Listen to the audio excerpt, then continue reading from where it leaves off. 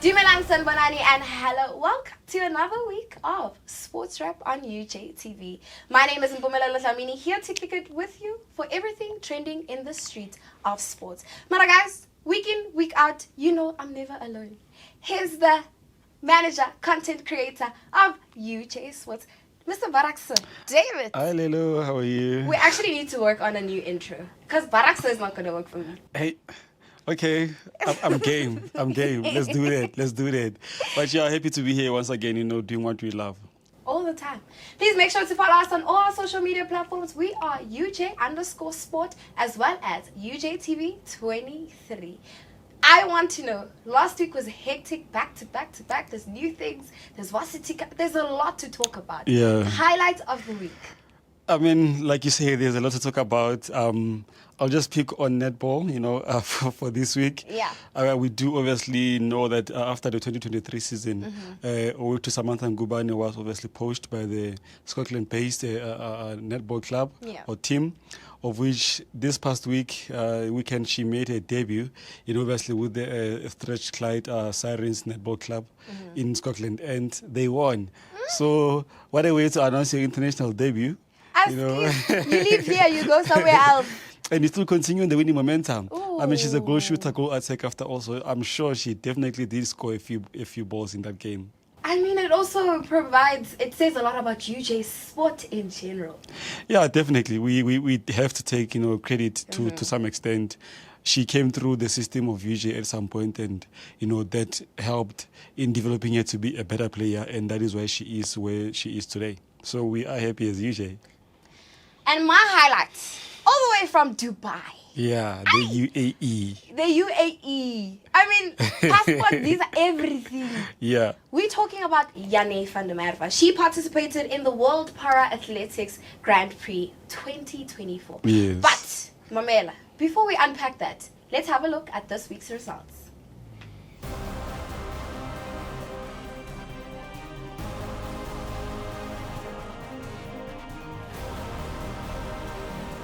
Week in, week out, we always have the results for you. Starting with hashtag rugby that rocks. It was an unfortunate game for the FNB UJ men's team, which trailed behind the home FNB CUT team with a scoreline of 23-19.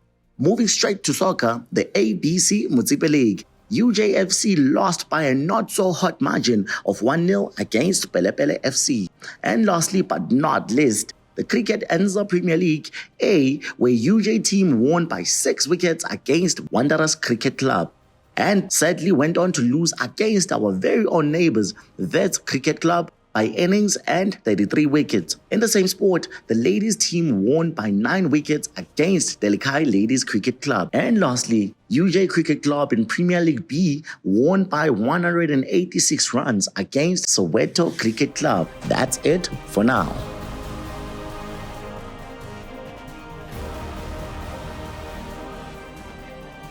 Alright, before we actually took a look at the results, we were talking about athletics. Yeah.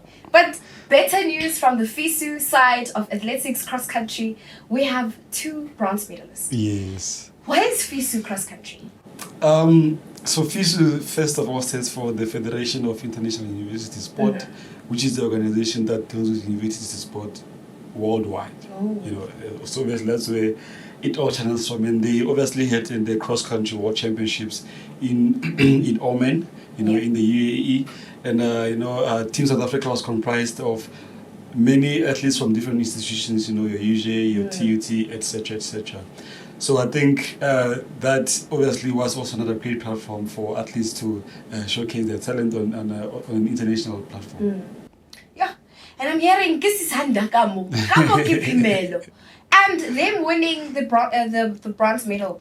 A couple of months ago in December, we had the USA cross country as well. Yeah. So what is the difference between the FISU cross country and the USA cross country?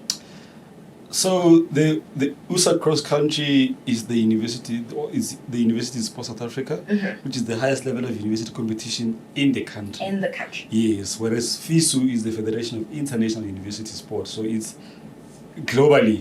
That is the highest level globally. So obviously standards are definitely will be different. You know, your competitors will definitely be different. And also you're competing against your peers from local institutions, whereas at FISU, the same people could be your teammates. Because now you are all there representing Team South Africa. You're not you're not representing UJ or the or VETS or TUT. They pick to compile what could be a dream team to go represent the country on a national platform or international platform. And so I think that's how we can easily break it down. Yeah, Matla Sibidi, everything intact. But also having a look at Yane right now, participating in the World Para Athletics. What does this win mean? It's a very great achievement for both Yane as an athlete individually, for the University of Johannesburg, and obviously for Team South Africa as a whole. Yeah. You know, I mean, she went in there obviously very much prepared, and obviously by performance you can tell she spent possibly most of December and January preparing for this because she knew that she's traveling. You know, I think for this cast it's very great that she broke the then standing African record, of which was 31.66 meters. Ooh. And she's like, hold on, I can do better. I can do better. You know, and she threw 31.88 meters, obviously broken the record. So she is the current standing discus, African record holder, if I can put it that way. But I think it's a very beautiful thing once again, bringing it down to the systems. They are working, and the evidence is there on how the athletes are performing. A big halala to Yane, sitting in all aspects of life.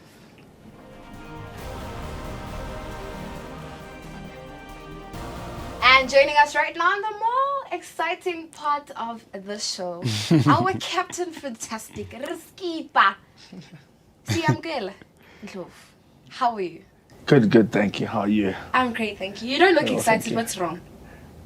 I'm just chilled. Just chilled. It's just a long day. Just a quick reminder, last week's game actually put us in a shaky position. It's a first game, but it's bound to happen. What's your take? For those who are not actually watching, can you please just describe or play the entire scenario or the game to us?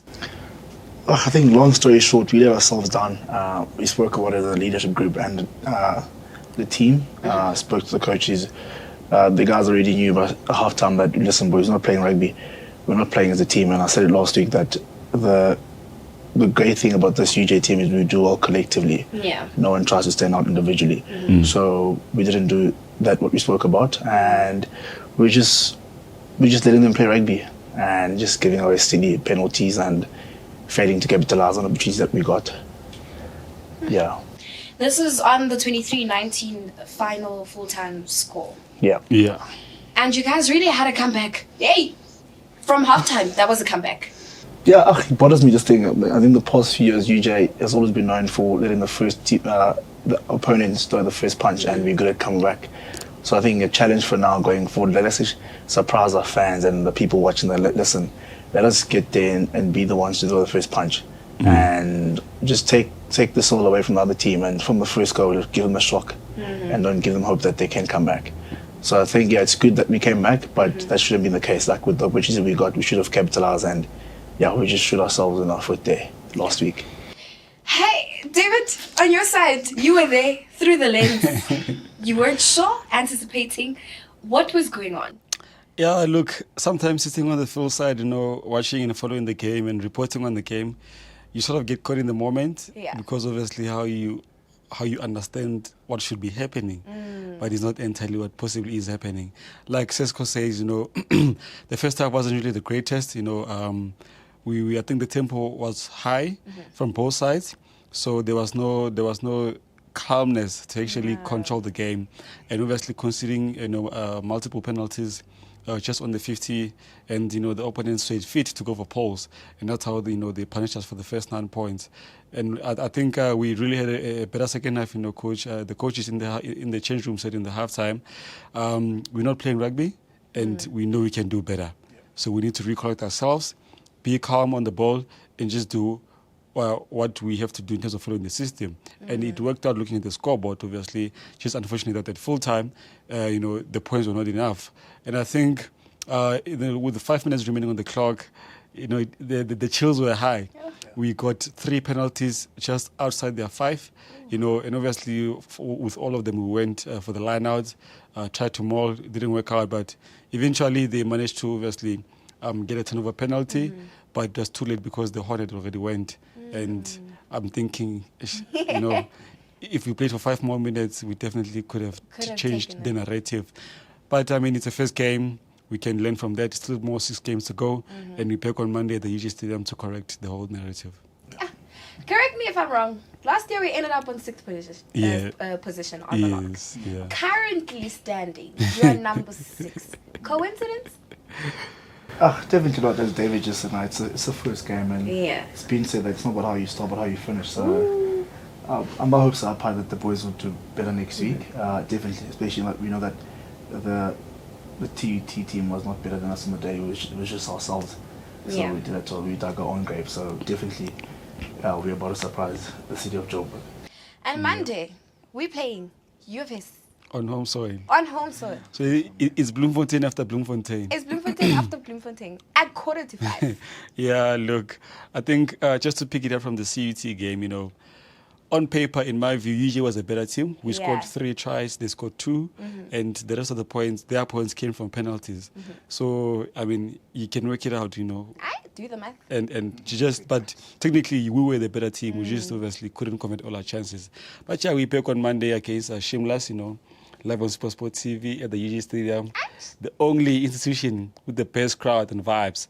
But I mean, we're definitely looking forward to the game, and the conditions will favor us because obviously they are different from Bloemfontein. We're playing on home soil, and I'm really confident that is going to be a better outcome for UJ. So we're definitely just pleading with the fans to come in numbers, and let's back the boys all the way. Hashtag back your boys. Let's have a look at your comments online. Yeah, look, looking at social media, obviously the nice thing about us is we've got an interactive community, So looking at the previous game and the upcoming game, by the look of it, people are very confident, and they also believe the team can do better, We've got Peterson here saying Shimla's 30, UJ 10. Hey, Peterson, I think your prediction is a bit one-sided. But let's come on Monday and see, what pans out. And Josie says we need a lekker performance in front of the home support on Monday. Double Asa says we're keen for the first game. Definitely we're keen to hosting you as well. Come through on Monday. And Simpiwe says it's a win for UJ on Monday. Definitely can bank on that. And Marily says the second half comeback was real. Definitely, the scoreboard says it all. We just need to keep the momentum going for 80 minutes, and then everything will be real, like the Steers burger. And the last one, Wisha says, strong game from our captain will expose the Shimla's defense. 7-point win for UJ on Monday. So the predictions are coming in, and the image is positive. So come through on Monday. Let us witness greatness all together. And coming from all the comments right now, you were part of the last game at UJ in 2023 with the FNB Varsity Cup. Yes. And now we're back again to the first game at the stadium. Yeah. What can you say the fans can expect from us? What's different this year? I think besides, the product that is provided by Varsity Cup, which is obviously, the competitions, the vibes, and just the mood around the stadium. The main element of being to the stadium is the game. And UJ is a competitive team, like Sesko has alluded. I think we need to look forward to, a high-intensity game. Yeah. And also a more physical game in terms of the forwards battle, because obviously we need to get over the advantage line and get as many points as we can. One thing for sure, I know we will try to go for the 5-point or 7-point tries over penalties.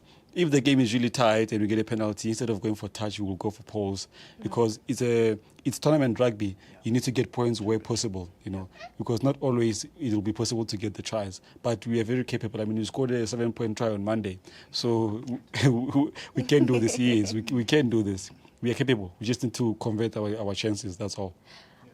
Sesko, I just want to find out from you. There's a lot of players that have left. Right now, they are being placed or they're playing a part of different universities. what could you say the clash against those teams where former UJ players are part is going to look like? Any rivalry? Maybe? No.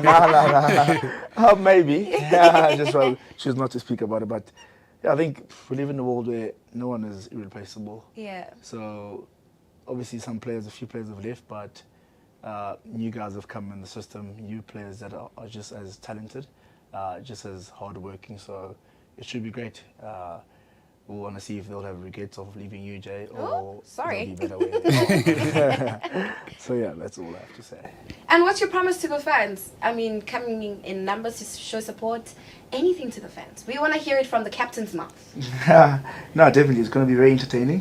So what a great way to spend your Monday afternoon, Monday evening. So if you've got a bit of stress, so come out, just chill around and back your boykies. It's going to be so much fun, the vibe. You'll just see how fun it is to be part of such a great institute, and just the vibe, as I said, with the competition during half-time, building the burger. You're going to see the Guijo squad is going to be there, see the young, enthusiastic students walking around up and down. So, yeah, it's going to be great. You're going to be entertained. And to also meet the team, make sure you're at the Student Center today, right now, as you're watching this. Definitely. The activation is taking place at the Student Center. Be sure to catch the team, catch your pictures, your crushes, everything. Let's have a look at the upcoming fixtures.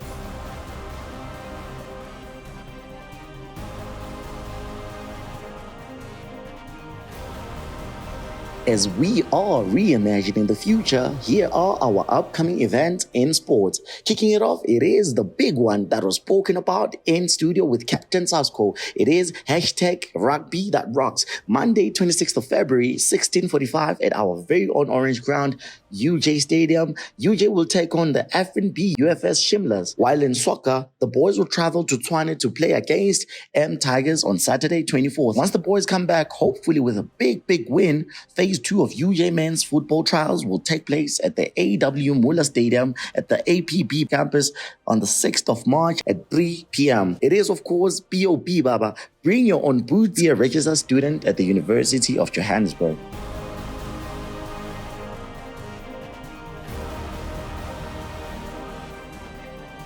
David, I want to know, right? We spoke about football. Yes. We still going to talk about football. The whole time. We will speak about football. And the Super League for the ladies with Hollywood Beds is starting in a couple of weeks. Yeah, I think football is probably one sporting code, maybe besides cricket, that goes on for the whole year, one way or the other. So yeah, I mean, besides ABC Municipal League, the girls are starting, early March with the Hollywood Beds Super League. And they're looking good currently at training. They're looking getting into shape. So soon we'll be at the UJ Soweto Stadium to support the girls with their home games. But I think the first game is away. So yeah, preparations are going well so far. But obviously, we'll never leave you hanging. We'll bring it to you live from social media. And cricket, I hear good news about cricket players. Yeah, look, I think Coach Sia and his technical team are doing a good job with the cricket teams. The boys went out to play with Wanderers over the weekend, and they won by 6 wickets after scoring 225 runs for 4. It was a close game because the opponents scored 2-3 for 7. So you can tell it was a very tight game and interesting as well. And with the Joburg Derby, we lost just by 33 runs, but we still have, better momentum to pick on, with the ladies having won also the game by 3 wickets against Dila K ladies, And obviously we also had a President's BD team going out against Soweto, of which they also won, by 186 runs. So I think, 4 games, 3 wins. What more do you want? As I repeat myself, it's a great season to be a part of UJ Sport. Anytime. Any closing remarks that you would like to say? Yeah, look, I think the mood right now is the heat is on. Rugby That Rocks. There's no better place to be than on a Monday night, be at the stadium for your closest institution, supporting rugby and watching rugby live. Imagine. Also, the cost is so cheap. I can't say the prices, but for all the info you need, Our social media accounts are very active. Admin is also interactive. So if you've got questions, just DM us at UJ Sport, UJ Rugby, and get all the information you need. But definitely, I think the topic right now is Varsity Cup Rugby. Mondays we're at the stadium, nowhere else. Vala my laptop, man. Aye, it's Monday Night Live. Thank you very much for tuning into today's episode. Be sure to hashtag back your boykies on Monday. Well, from my side, libito laka ke Mpumelelo Dlamini and Egeri. Use the hashtag UJ_sport as well as UJTV23. Until next time, sizohlangana.